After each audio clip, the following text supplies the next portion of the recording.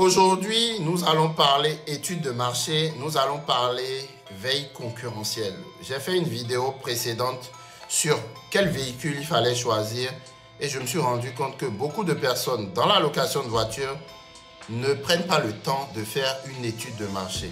Les avis sur l'étude de marché sont mitigés. Certains te diront ils en ont fait mais n'ont pas appris grand-chose. Certains te diront même qu'ils en ont fait, mais ne se sont pas servis de cette étude de marché. L'étude de marché, souvent, est parfois regardée comme si ça ne sert à rien. Mais la vérité, c'est que beaucoup de gens se trompent. Beaucoup de gens ont une mauvaise idée, en fait, de ce que l'étude de marché peut leur permettre de pouvoir faire. L'étude de marché est censée les aider, selon eux, à obtenir un pourcentage d'une activité une fois qu'ils se lancent. Les amis, si vous venez avec cette mentalité, vous n'allez jamais pouvoir exploiter l'étude de marché. Vous devez plutôt venir avec la mentalité de pouvoir apporter quelque chose de nouveau sur le marché. Vous devez venir en fait avec la mentalité de se dire que l'analyse de l'étude de marché va vous permettre en fait de pouvoir répondre aux besoins qui ne sont pas encore satisfaits par le marché. Ok, je vais prendre le cas par exemple du livre Océan Bleu. Ce livre-là, je peux le résumer en une seule phrase. Le livre te dit en fait que vous devez vous dire que vous devez créer votre propre marché. En un mot, c'est ça. Car votre propre marché n'existe pas encore.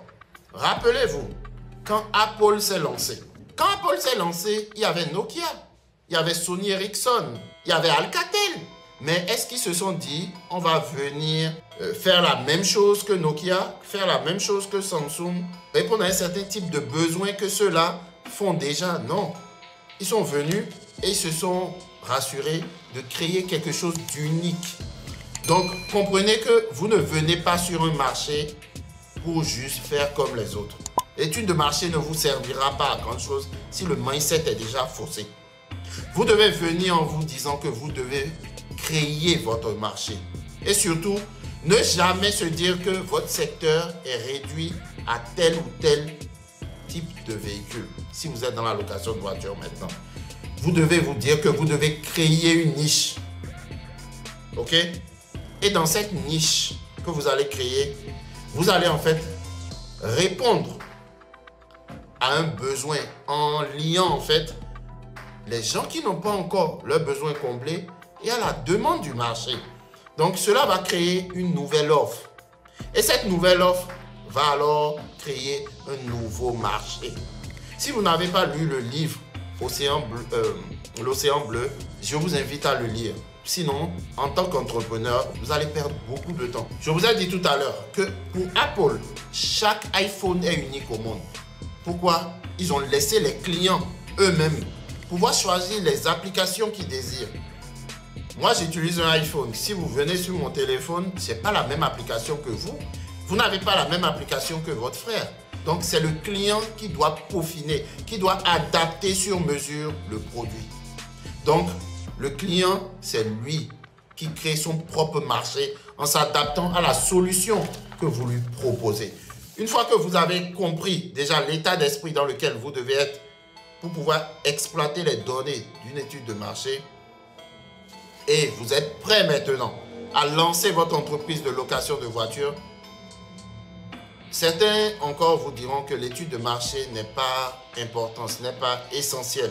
Moi, je vous dirais que l'étude de marché est l'étape numéro 1 pour vous permettre de comprendre l'environnement dans lequel vous allez pouvoir vous lancer.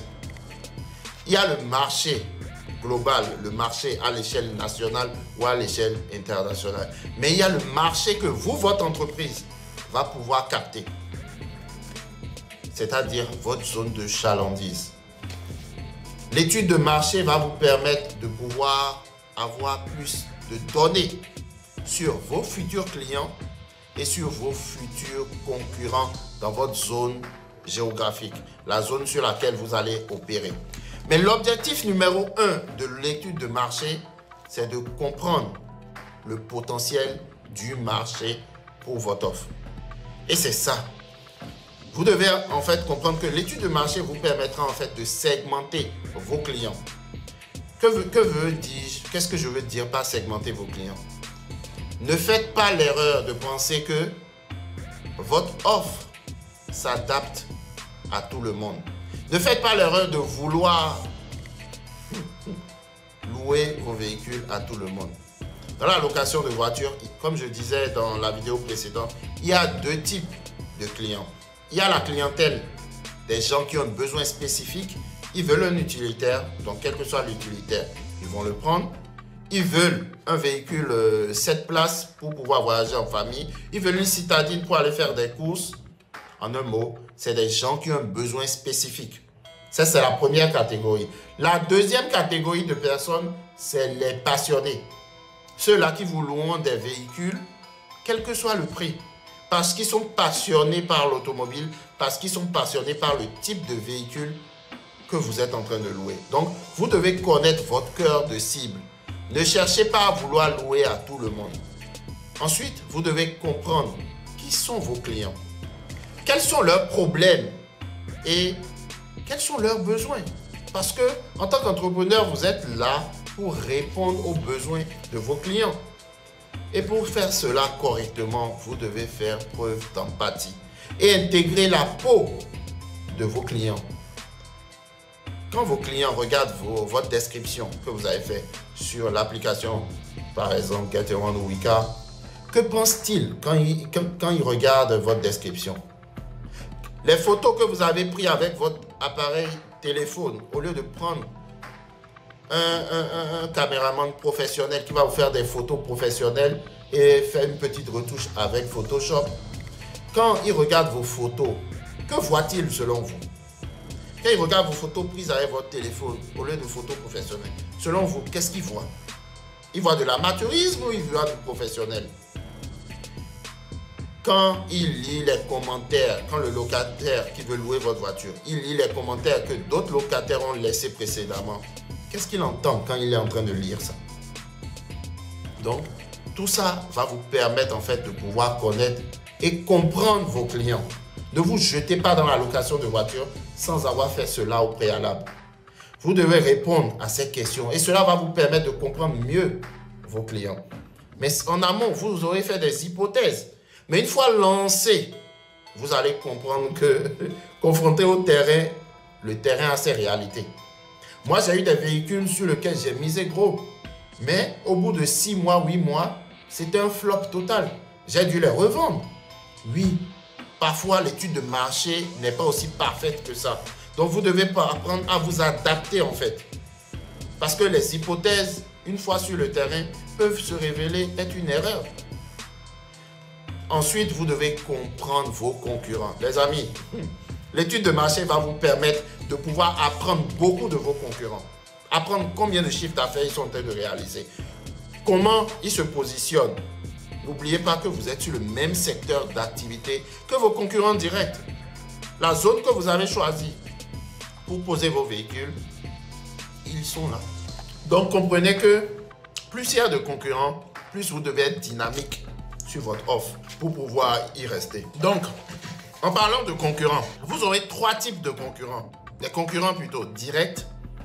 Ceux-là, ils sont venus, ils ont vu que ça marche pour vous, ils font juste du copier-coller. Ils font la même offre que vous. Et ça existe. Et les gens ne vont pas se gêner pour le faire.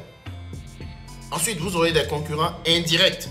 Ceux-là, ils ne louent pas les mêmes véhicules que vous, donc pas la même offre, mais ils répondent aux mêmes besoins que vous. Supposons que vous avez un utilitaire, il va acheter un même type de véhicule, mais pas la même marque, mais qui répond aux mêmes besoins de clients que vous. Et il y a les futurs concurrents, ceux-là qui sont des acteurs en sommeil. Ils ne sont pas encore lancés. Donc comprenez que ces 3 types de concurrents, l'étude de marché va vous permettre de pouvoir les connaître. Les concurrents directs, les concurrents indirects et les futurs concurrents. 4e, vous devez apprendre à vous positionner. OK? Pour trouver le segment de clients qui n'est pas encore bien pris. Je vous ai rappelé le livre Océan Bleu. En un mot, allez le lire, quoi. Vous comprendrez ce que je suis en train de dire. Vous devez cibler des clients qui n'ont pas encore leurs besoins servis par le marché actuellement. Ainsi, tu pourras toucher un cœur de cible. Et une fois que tu as une certaine stabilité, tu pourras maintenant parler développement. Tu pourras ainsi parler de scaler sur ton entreprise. Donc, tu dois réaliser, selon moi, une étude de marché et aussi faire une veille concurrentielle avant de te lancer. Ça a comme avantage de connaître très bien ses concurrents, de connaître bien ses clients et en fait de pouvoir leur offrir le meilleur véhicule ou la meilleure offre que tu peux leur offrir. Et si cela t'intéresse et tu voudrais savoir comment faire une étude de marché, quel logiciel il faut utiliser, comment pouvoir exploiter cette donnée, où trouver cette donnée, on en parle dans le Crédit Car Cash qui est un programme d'accompagnement que j'ai créé. Vous ne voulez pas investir des milliers d'euros et naviguer à vue. Sans étude de marché, c'est un peu comme un bateau sans boussole. Vous allez vous laisser emporter par le courant. L'activité a l'air facile. Mais croyez-moi, je parle par expérience. J'ai réalisé plus de 200 000 euros en une année. Ce n'est pas par hasard.